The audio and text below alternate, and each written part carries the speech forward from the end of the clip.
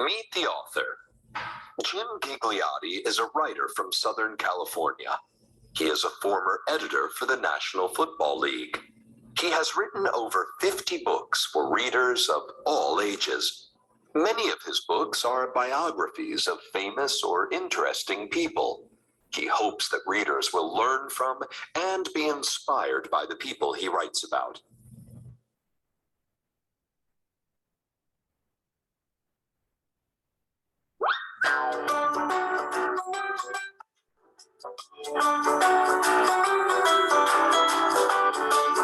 I am Roberto Clemente.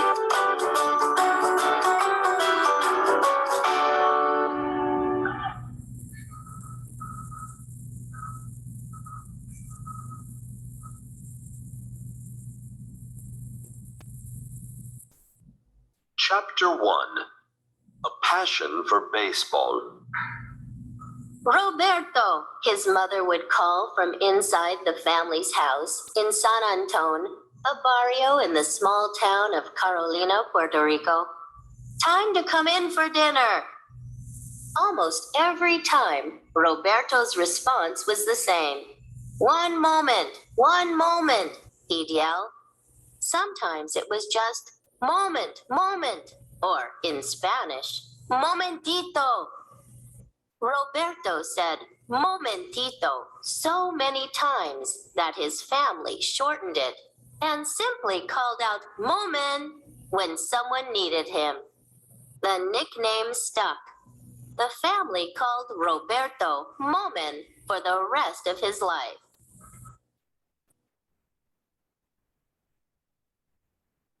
More often than not, Momen didn't want to come in when he was called because he was outside playing baseball until the sun went down. I would forget to eat because of baseball, he said later in his life. Baseball, or baseball in Spanish, was the most popular sport for kids in Puerto Rico when Roberto was growing up. Of course, there also was soccer, which is popular everywhere in the world.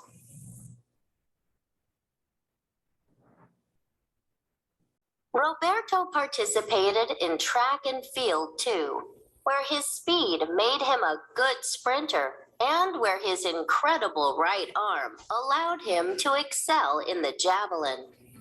The javelin is a spear about 8 feet 2 inches long that is thrown by hand. Roberto once set his high school record for the javelin throw. But it was baseball that was Roberto's passion. He and his neighborhood friends in Carolina would be happy to play baseball all day and into the night.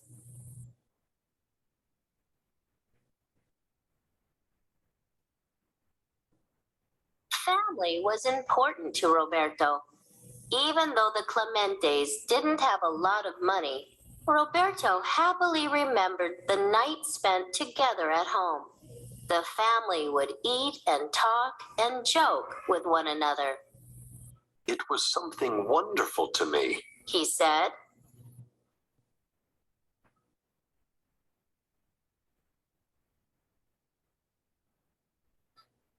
Roberto went to school.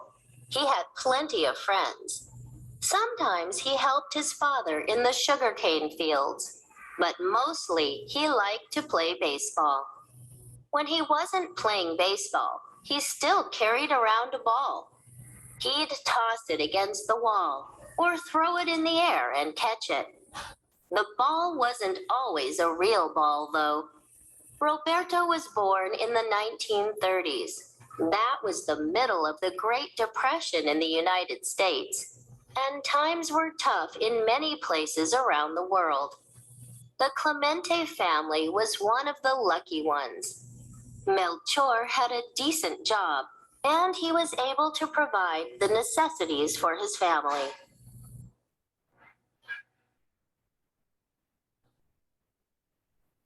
Baseball equipment was another story, though. That was a luxury. So Roberto did what lots of other kids did. Some rolled up rags worked almost as well as a real baseball, An old broomstick worked almost as well as a real baseball bat.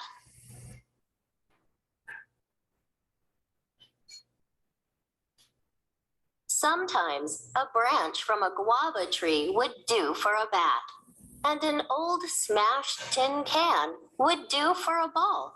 Imagine how good a hitter Roberto had to be to smack a tin can with a broomstick.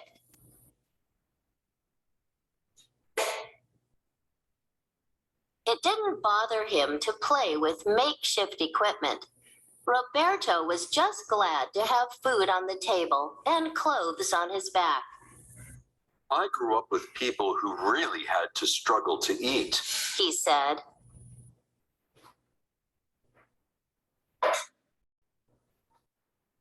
That's a big reason Roberto never turned his back on people in need, even after he became a star baseball player in the United States. It's also a big reason Roberto learned early in his life to appreciate the value of money and hard work. It's easy to imagine Roberto riding his bicycle around Carolina to meet his friends to play baseball. One time they played a game that lasted all day long, and Roberto hit 10 home runs.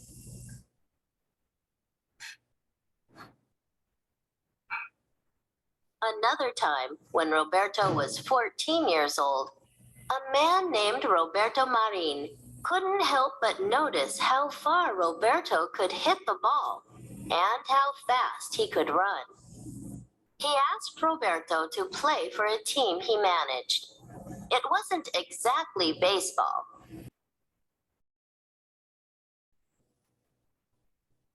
It was softball, which is played with a larger ball, which is not that soft, on a smaller field. And it was for a local team sponsored by the Sello Rojo Rice Packaging Company, not a professional team. Still, Roberto was happy to play. It was the first time he ever played in an organized league.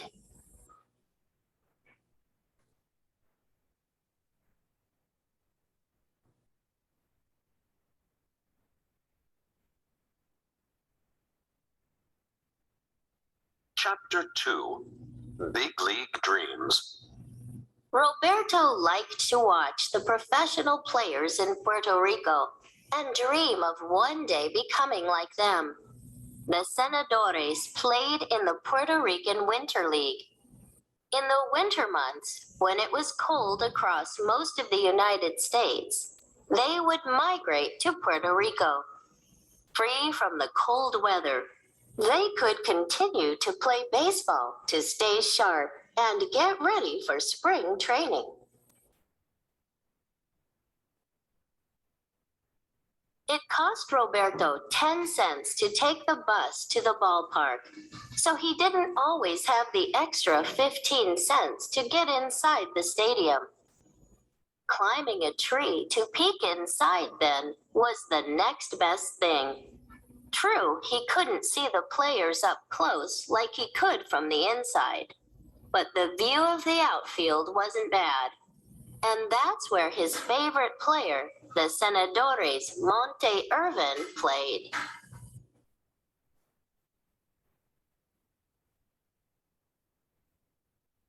Monte was a star for the Newark Eagles in the Negro National League. He started playing winter baseball in Puerto Rico in the 1940s when Roberto was still a boy, and he soon made an impression on Moment. Sometimes before Roberto would take his spot in the tree, he would stand outside the players' entrance to the stadium to get a glimpse of Monte and some of his teammates as they walked by.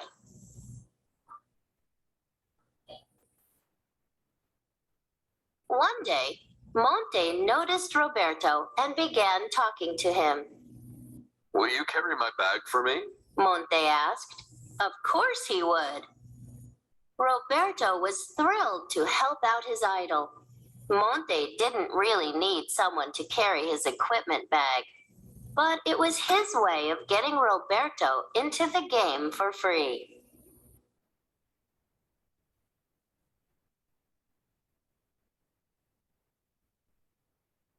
That began a long friendship.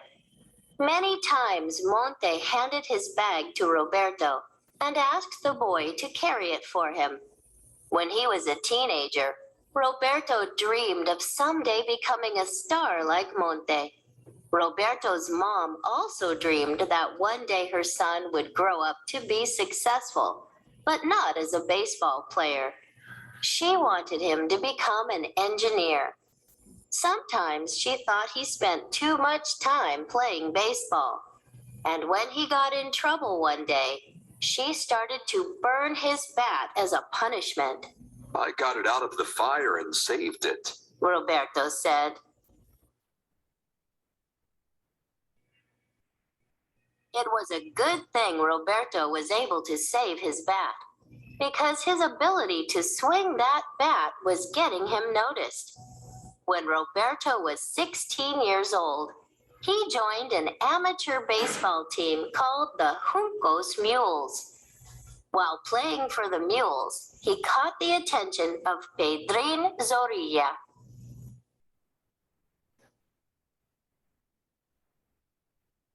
Pedrin was the owner of the Santurce Cangrejeros in the Puerto Rican Winter League. A friend of Pedrin's suggested that Pedrin watch Roberto play. In 1952, Pedrin saw Roberto play in a Juncos game.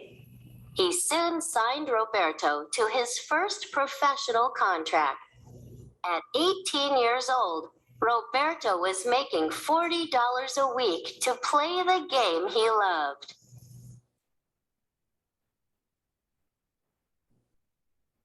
Pedrin, meanwhile, was making friends in Major League Baseball. One of these was Brooklyn Dodgers scout Al Campanis. A former player, Al first visited Puerto Rico in 1950 when he organized a baseball camp in the city of Aguadilla. They're baseball crazy down there, he marveled to a reporter on his return to the mainland United States.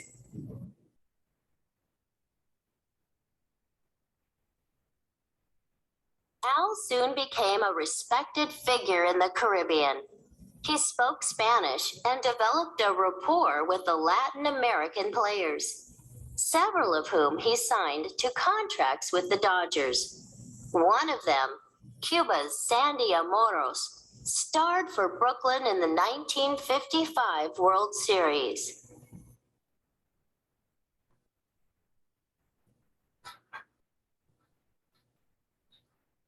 Not long after Roberto signed with Santurce, Pedrin arranged for Al to host a tryout at Sixto Escobar Stadium. The tryout was an open audition for a professional contract. 72 players showed up, but it was only Roberto who caught Al's eye. In fact, even before Roberto hit, he wowed Al with his throwing arm and speed.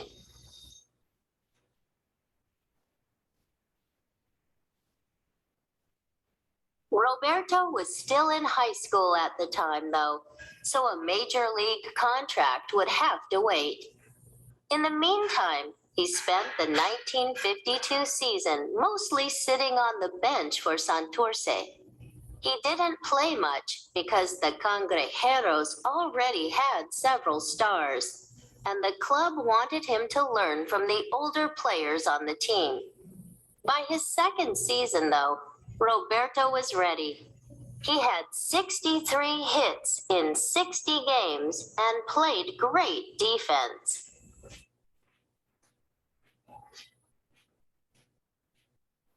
In 1954, the Dodgers signed Roberto to a contract, a $10,000 bonus plus a $5,000 salary. At 19 years old, he would begin his career in the minor leagues. The minor leagues are the different levels of pro baseball in which potential Major League Baseball players get training and experience.